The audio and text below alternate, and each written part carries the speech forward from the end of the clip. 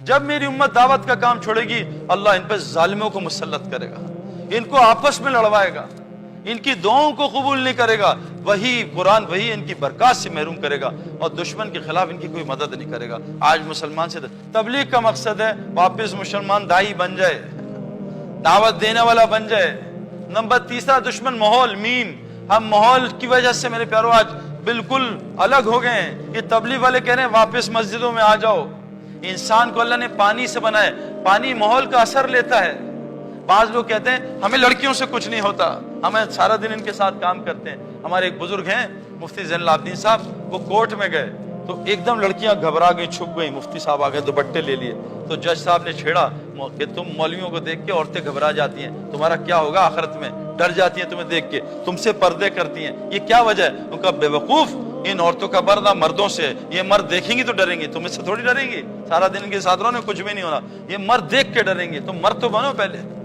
میرے پیارو ماحول کا اثر ہوتا ہے۔ نواب صاحب بامبے سے بیوی کو لے گئے دلی، تو اسٹیشن پہ بیٹھ گئے، ٹرین لیٹ ہو گئی، بیوی عورتوں کے کمرے، نواب صاحب مردوں کے کمرے۔ اب جناب وہ ٹرین لیٹ ہوئی، ایک دم شور آیا، ہائے اللہ ہائے اللہ ہائے اللہ، کیا ہوا؟ ہائے اللہ سانپ ہے، کوئی مرد ہے تو بچائے، ہائے اللہ سانپ مرد ہے تو بچائے۔ نواب صاحب گھسے تگڑے ہو کے اور عورتوں میں گھس گئے، تو پھلانگ مارا، ادھر ادھر چھینکا، سانپ کا سانپ غائب، اور پھنس پھنسا کے بیوی کے ساتھ بیٹھ گئے۔ اب چاروں طرف عورتیں، نواب صاحب 2 گھنٹے 3 گھنٹے 4 گھنٹے نواب صاحب بھی عورتوں میں بیٹھ گئے۔ اب صحبت کا اثر ہوتا ہے نا، آپ بیٹھے کسی کو فلو لگا، اس نے آپ کو چھینک ماری، آپ کو فلو لگا دیا، تقریر نہیں کی فلو کی، یہاں سمجھیں تقریر سے ہدایت پھیلے گی، فلو چاہیے اندر کا میرے پیاروں۔ تو اب وہ نواب صاحب 4 گھنٹے بیٹھ گئے، ایک دم سانپ ان کی کرسی سے نکلا، کہا ہائے اللہ کوئی مرد ہے تو بچائے، ہائے اللہ کوئی مرد ہے تو بچائے۔ عورتوں کا اثر نواب صاحب نے لے لیا تھا۔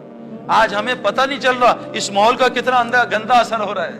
ایک بہت دیندار آدمی سے میں ملا آسٹریلیا میں، اس نے تبلیغ کا کام بدعت ہے اور یوں ہے اور یوں ہے۔ تو میں نے کہا یار یہ تو بہت دیندار آدمی ہے، اور تو یہ فلاں جگہ پڑھا ہے، اس کو تبلیغ کا کام سمجھ نہیں آ رہا۔ میں نے کہا کوئی چکر ضرور ہے۔ میں صبح گیا، میں کہا کام کیا کرتا ہے؟ جب میں کام میں اس کے گیا، اس کے ارد گرد 10 لڑکیاں بیٹھی تھی، سب بے پردہ، اور کن کپڑوں میں بیٹھی تھی آپ کو بتا نہیں سکتا۔ میں کہا اللہ نے صحیح اس کی آنکھوں سے تبلیغ کا کام بند کیا۔ سارا دن عورتوں کو دیکھتا ہے، اس کو تبلیغ سمجھ میں آئے گی؟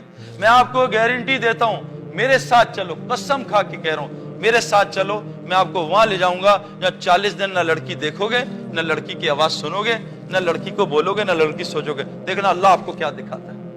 میں گارنٹی دیتا ہوں کہ اللہ آپ کی کیسی زندگی بنائے۔ یہاں مسئلہ ہے کھڑکیاں کھول کے، ایک آدمی نے نئی گاڑی لی اور اے سی چلایا ہوگا، یہ گاڑی والے کے شو روم کے منہ پہ گاڑیاں چابیاں ماری، کہا یہ اے سی ٹھیک نہیں چل رہا۔ یار اے سی تو نئی گاڑی ہے، اسے چیک کیا، اے سی تو ٹھیک تھا، لیکن کیا اور یار کھڑکیاں تو بند کر، اللہ کے مدے کھڑکیاں کھول کے اے سی چلا رہا ہے، کیسے ٹھیک ہوگی گاڑی؟ آنکھوں کی کھڑکیاں کھلی، ہر وقت نامحرم عورتوں پہ نظر پڑ رہی ہے۔ کانوں کی کھڑکیاں کھلی، ہر وقت گانے چل رہے ہیں کانوں میں، موبائل میں گانے چل رہے ہیں۔ زبان کی کھڑکی، تبلیغ والے کہتے ہیں اس کھڑکی کو بند کر۔ اور سب سے بڑی کھڑکی جو تبلیغ میں بند ہوتی ہے وہ یہ جو منہ سے غلط جاتا ہے نا کھانا، اس کی کھڑکی بند کر۔